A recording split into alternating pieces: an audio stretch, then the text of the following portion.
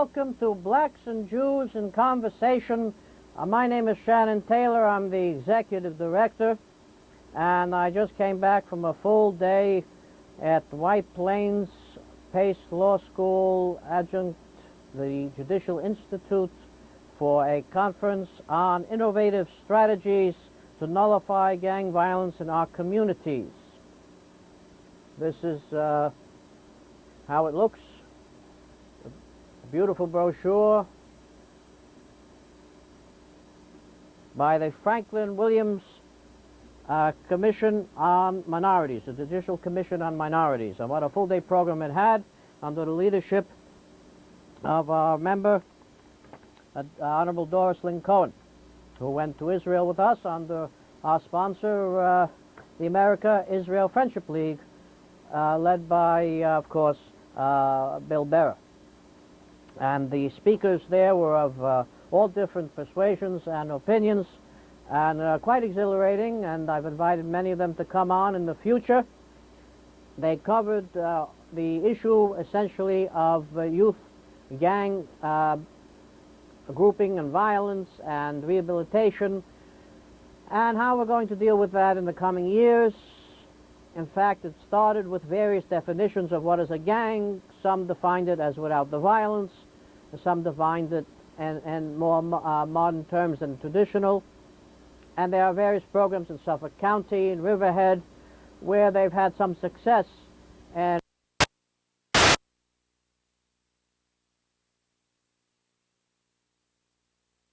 the society, the workforce, very productively. As far as the workshops, there were plenty. Breakout sessions. We had representatives of the Bronx, Nassau County, Westchester, and Albany District Attorney's Office. In fact, the District Attorney himself from Albany was present, David Suarez. And as you know, Blacks and Jews in Conversation has worked with the District Attorney offices of Manhattan, each of their offices, in past years, and perhaps we'll reinstitute these programs in the future. Our guest today is Professor Yaffa Berger, who has been with us for many, many years. I would say since we did our first programs in Brooklyn in Supreme Court with co-chairman William Thompson, Sr., and Judge Jerome Hornblass. Of course, we did not have the resources and initiative and wonderful organization of the Franklin Williams Commission at the time, but we did pretty good.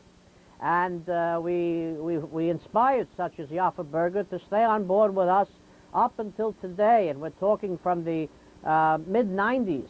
And one of our first conferences introduced the subject of AIDS education in the schools and had Christopher Lynn, who was at that time the first openly gay member of the mayor's staff, who was a commissioner. He was Commissioner of Transportation at the time. And William Thompson, Jr. at that time was the president of the Board of Education. They were both present. There were 360 students in the federal court and received standing ovations for their joint initiatives on these issues. And, of course, we had the federal judges and state judges, which was also one of our initiatives. Yaffa Berger's initiative was to bring in students from the outreach or alternative high schools, magnet high schools, and presently works with the New Vision high school systems. She recently came to the criminal court in Brooklyn with the Democracy High School. She'll give you the exact title. It was featured in an article in the Brooklyn Eagle when it toured in the morning the Supreme Court at 360 Adams Street and then the criminal court at 120 Skirmahorn. And with that, Professor Berger, who's also a teacher at Touro College on history and other subjects, as a dear friend, has worked with our co-chairman William Thompson and Bedford-Stuyvesant, is a short little lady with a wonderful sense of humor and leads giants into re-education and then the workforce. I'll introduce her to you now. She should have been on this show from the beginning, but she decided she'd take her time reintroducing herself to me, and as soon as she did, we joined forces once again. Yaffa, hello. Hi, how are you, Shannon? I'm well, and I'm still here, so we're both still kicking. It's amazing. And tell me a little bit about your background, what brings you into the field of education, and what are you doing right now? Okay. My original goal in life was to be a United States Supreme Court judge, and I was going to go to law school. And indeed, I was ready to go, but then then life does funny turns, and I ended up being an assistant administrator at a very young age in a hospital in Jerusalem, Israel during the Yom Kippur War, and came back then the Master's in Public Administration from NYU, continued towards my PhD, and just have to finish up a few slight things, and then we'll get it if I get the time to do it. I actually fell into education because I was looking for a job. I had young family with children, and I wanted the type of job where I could work and yet be there for my children. And I started working in a Jewish parochial school, yeshiva, and which I liked, but financially I needed more. So I was convinced by some friends of mine to look into the New York City Board of Education. And I came from a background where I had an ultra-Orthodox Jewish background. I had never once been in a public school. I had never once dealt with, on a close basis,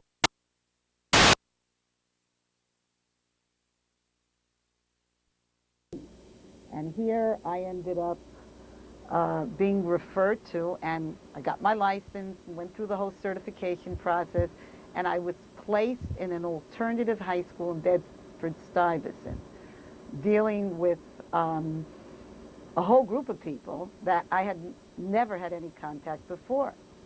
And I'll never forget the first time I walked into a class, and I took a look at the kids, and they looked at me, and I said, oh my gosh, this is not going to work out. But something just pushed me, and I said, a number of people dared me. Everybody kept saying, oh, you're not going to make it out alive, you're not going to do it. And I just decided I had to prove everybody wrong. And it was tough. It was very tough. The first time I gave a in my crib, I said, you left what in your crib? Crib? I thought a crib was for a baby. But little by little, I grew to understand them, they grew to understand me, and now I'm in my 14th year, and I've now moved from a alternative school to a different, it's still a transfer high school, but it's a different type of school, and I'm coordinator of social studies and very excited in what we're doing. The school I'm in now is called Brooklyn Democracy Academy. It's part of the New Visions Network. These are groups of schools that the mayor has set up specifically to deal with a major problem, a serious problem in education today, probably as far as I'm concerned, New York City is the most serious. We are graduating only 52% of high school seniors. Now, to have a success rate of 52%, heck, General Motors is going bankrupt with a higher one.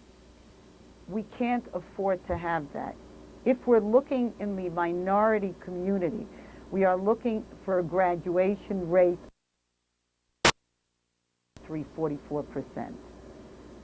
And this is a crisis because kids who do not graduate, who do drop out, yes, they may go back for GED, but they also are statistically much more prone to crime, to gang violence, as you said, to teenage pregnancies, to all kinds of situations where literally they can't rise themselves up. What is GED? I was at this conference today, and in this program in Suffolk County, in the Correctional Institute, they said we're here for GED, and a certain small percentage of the people are eligible for it, and then they end up being bakers, and they end up being butchers, and they end up having wonderful trades, and people, you know, who said these cutthroats are going to come in and they're going to put on an apron, and they do. And they said these kids will do whatever you want them to do. If you give them the opportunity, they'll do whatever you want them to do. So what is GED? Okay. The way the high school system works in New York City is that a kid goes into high school in 9th grade. Ideally, the way it's supposed to be, he's supposed to graduate by the time, in 4 years, go 9th, 10th, 11th, 12th. However, the city will provide a high school education for a student up until they reach the age of 21. And believe it or not, I have students who are turning 21. At 21, they age out. That means that they no longer can get a regular Regents or academic diploma. Then they have an option. They can go to a GED. A GED is a general education diploma. It's basically geared for students over 18 who, for various reasons, could not do the regular high school route. They go to classes, and at the end they take a test. It's a comprehensive examination. It covers social studies, English, science, and math. If they pass it, they get what is called a high school equivalency diploma. Yes, they can get into a college, not necessarily an Ivy League one, but they can certainly get into a community college. Yes, they can get jobs. But the percentage of kids, these kids who go for GED, is not high. And we're trying to work out a program where they don't have to do the GED route, where they can get the regular high school program, they can graduate with a bona fide Regents diploma, where they can get into a good college or a good career. And the uniqueness of the school I'm in now is that we have examined very carefully what are the causes, what makes these kids drop out. What makes them go in? Everybody can talk sociologically about all kinds of things, of why, what, and who. Have you heard of Bob DeSena, who formed the Council for Unity? Are you familiar with the Council for Unity? Yeah. I know this worthy gentleman for some time. It's a very interesting organization of quite some success. I've heard of it, but I'm not really familiar with what they do. Well, his idea was similar to what you described, that there's many of these kids do not belong, or if they're there now, they'll be trapped, and they can be rescued in this gang situation, prison gang, unending drain on their lives, their family, society, and financial resources. And that given an opportunity to find esteem and self-worth and their own innate talents in a meaningful way while incarcerated, and serving time, that they can be brought back into society in what the correctional facility was originally meant to be, in one of at least its four facets, correcting the error in judgment and bringing back a full-fledged member of society. There were, of course, rehabilitation being one of the main factors. There was punitive, there was isolation, and so forth, but rehabilitation was always there, and this is a means of doing it because, as you said, people are not graduating by increasing numbers, and we are facing a future where we're losing our youth, our most precious resource. So you have an alternative avenue here. He has one, you have another. There are apparently many, many thoughts here. I'm not going to get into yet why or how, but tell us how your students enjoyed their session, their day that we all set up at the Supreme Court at Adams Street, and then at the criminal court. Did the two halves mesh, the Supreme and the criminal court? Were the students blasé? Were they excited? Do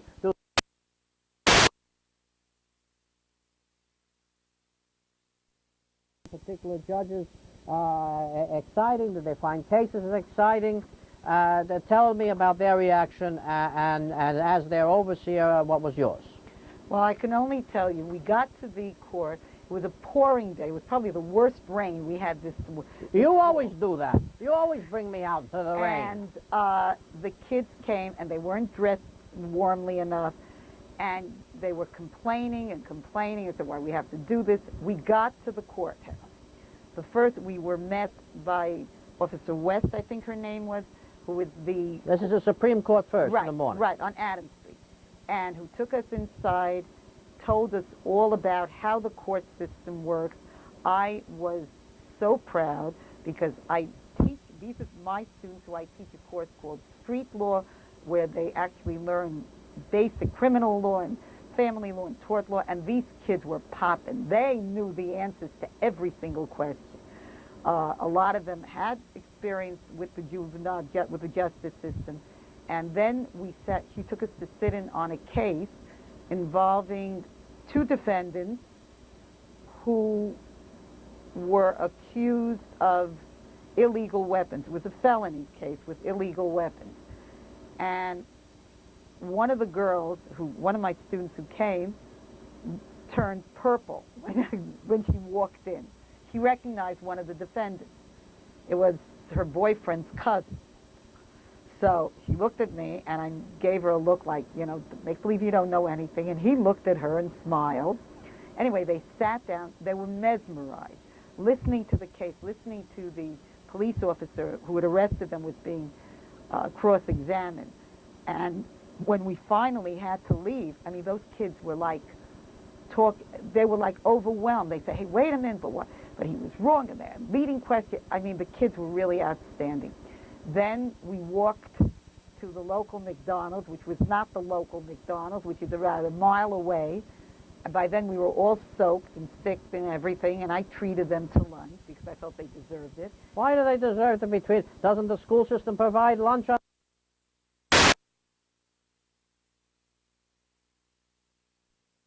Don't you have a budget for this kind of a thing? Well, why do you got to treat me for lunch? I've treated you to too many lunches, and I don't take you to McDonald's when you have lunch with me. Okay, anyway, we then went to the court on the Schermerhorn Street, and those kids, first of all, meeting Judge Miller was a tremendous... We're now talking in Brooklyn. Judge Bill Miller, who is the supervising judge of the criminal court for Kings County and Staten Island and Red Hook. It was interesting. The kids were very impressed by him, except one kid refused to go into the courtroom. And then he told me afterwards, he was the judge at this kid's arraignment. He was arraigned for some misdemeanor charge, and he was a judge, so he didn't want to meet him again. But they found the trip fascinating. We went to see the holding pens, and the court officer, I don't remember his name, who guided us was tremendous. And Shannon, they thought you were adorable. Who thought I was adorable? All and the what girls. names? All the girls. How many girls were there? We had a lot of girls. Why didn't you tell me at the time? What are you telling me now for? Anyway, when we came back, and the kids went ahead and they debriefed. I want to hear more about the briefing of the adorable there. When they debriefed, they said that the trip, they learned so much, even though they knew things, but looking at it from a different perspective and seeing it, first of all, it made a lot of the kids interested in going into a law career, whether it's law enforcement or any kind of legal career. And secondly, they just found the whole thing fascinating. You know what they were impressed with? The stenographer who earns close to $200,000 a year. They work very hard. They have to take down every word. People who talk like me and worse. And they were fascinating. And they work, not just in the courthouse, but they have transcripts that are ordered for defense counsel and so forth. They have to know different languages. It's shorthand. It's not an easy life. And coming from many years of private practice, I know this. But tell me more about. You had a companion with you. There was a guidance counselor. What was her reaction? We had a guidance counselor, Miss Shirley Vaughn, who's a social worker. The guidance counselors in our school are actually advocate counselors who work for the Jewish Child Care Association, which is our partnering organization. We work with them. The DOE does the educational aspect, and JCCA does the support network. And she was fascinated also. She kept saying that she had been on trips and she never had such a trip where the kids learned so much. And I must say, their behavior was impeccable. You would have thought that they came from a fancy private school and not from a transfer school in Brownsville. Well, first of all, the students at fancy private schools or Stuyvesant and so on are not impeccable. And I have always said throughout the years that having been at all the private schools and all the other schools and Stuyvesants and so on, and been very happy to be there and privileged to be there, I do not find the students impeccable. The type of school does not dictate the conduct of the student. The interest in what is being done and presented dictates the conduct of the student, and the discipline that is maintained is dependent on the presenter, the teacher, and so forth. Now, first of all, you're in a courthouse, and second of all, we always maintain discipline, Yapa, did we not? 100%. And we always maintain interest. How many programs we've done? Countless. Do you ever remember one incident with hundreds and hundreds of students? None. With countless programs where there was not an interest and a maintenance of discipline? No, never, never. And Shannon, we've worked together many years. There were times I took 40 kids by myself, which is asking for trouble, and yet perfect, perfect. The judges... And we both shared the same philosophy on this. There were many people who said that you were all taking risks, but we both had the same faith in the students. We had the same faith in the judges and the court officers and in the students. And we had court officers in Brooklyn, did we not, at the criminal court? And how did they react to the court officer who provided the tour? Oh, they loved him. They loved him. They kept asking him, could he come as a guest speaker? In fact, one of the things I'd like to work out in the early spring term is to get him.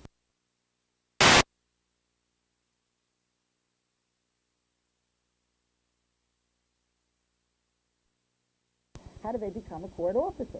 That's what the question was. They were very career-oriented. I found the big question, how do you become a court officer? Do you really, if you go to a community college, can you become a lawyer? Does it really take that long? What about a paralegal? These kids were, they were so interested in the professional aspect. What do I need to study in college? I mean, I don't think these kids ever had an interest in this before. Well, it's a tribute to the judges and the officers and yourself and Ms. Vaughn that you have the initiative to present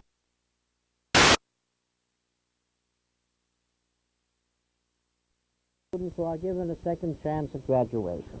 Then you're dealing with a long day from, I don't know when, 7 in the morning until 4. Then you're dealing with an atmosphere where defendants go flying left and right, and prisoners are being escorted, and people have been there before, seen relatives there before, see friends there after going there, and in spite of all this, and it's an optional program, in spite of all this, they're interested, they're fascinated, they're courteous, they're awed, they want to be involved, they have good police society relations, they have one-to-one with the judge. Judge Miller stepped down from the bench to talk with them.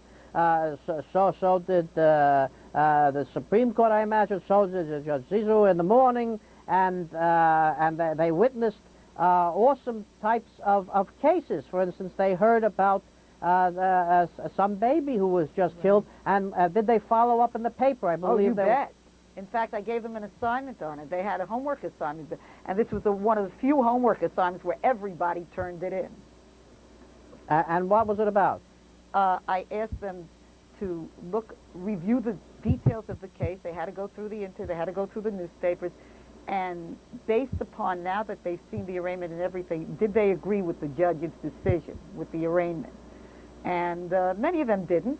Many of them did, but they were so involved, and it got them to write, it got them to think, analytical skills, critical thinking skills, and idea of what the judicial system really is. And Shannon, it's due to you. You started it. You and Willie and Jerry, you guys made it happen. I was directed to do it by my superiors, by Judge Thompson and Judge Hornblass and Judge Lou Douglas, who was the chair of the Franklin Williams Commission, that we came from where I was today, and by Bill Etheridge, the chief clerk for the criminal court of the city, and by Doris Lynn Cohen, and by Judge Dowling, and Yvonne Lewis, and so on. And I am simply the facilitator. The credit goes to the judges who are able to talk with the students, and you who are able to teach them.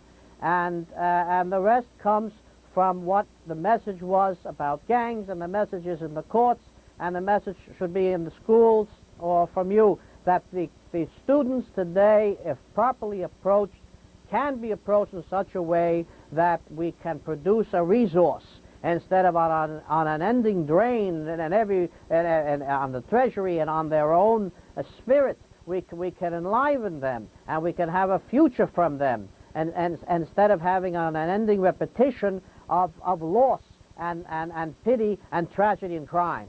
For instance, I saw LaGuardia in a church in the 70s. It's a dream of mine to see him do LaGuardia. And LaGuardia was one of the great mayors of the city who said those who love New York will do everything possible to bring this city surviving into the next decade. And isn't that what these programs are about, Yaffa? 100%, 100%. But Shannon, remember, as my Marshall McLuhan said, the medium is the message, and you were the medium, and you got the message out. Everybody had ideas, but you did the elbow grease. Well, you did contact me, and I said I only need a few weeks to do any of these things, because they fall right into gear. We did this in very short order, didn't we? Right, very fast. And I remember you said, is it possible? And I said the judges are waiting. Judge Miller wanted to do it immediately, and the captain, the new captain at Schermerhorn, put it right into play. I must say everybody is as wonderful as can be. Yaffa, we have 1 minute left. Reflections, are they coming back? Are you doing more tours? Well, I can tell you that I'm going to call Officer West, and I want to arrange something for probably the beginning of February. Always in the cold, in the snow, always giving me... It's got to be after Regents. I want to remind our viewers about Disability Awareness Month coming up. I was just at Willie Thompson Jr.'s tribute to our veterans, and of course we passed Veterans Day in tribute to our soldiers serving all the time. My father was a veteran in the French Resistance and the American Army in the Second World War, and Disability Awareness Month is celebrated November 19th with the Controller. Thank you, Yaffa Berger, and congratulations, and a wonderful week ahead. Come with us next week for our next guest on Estates.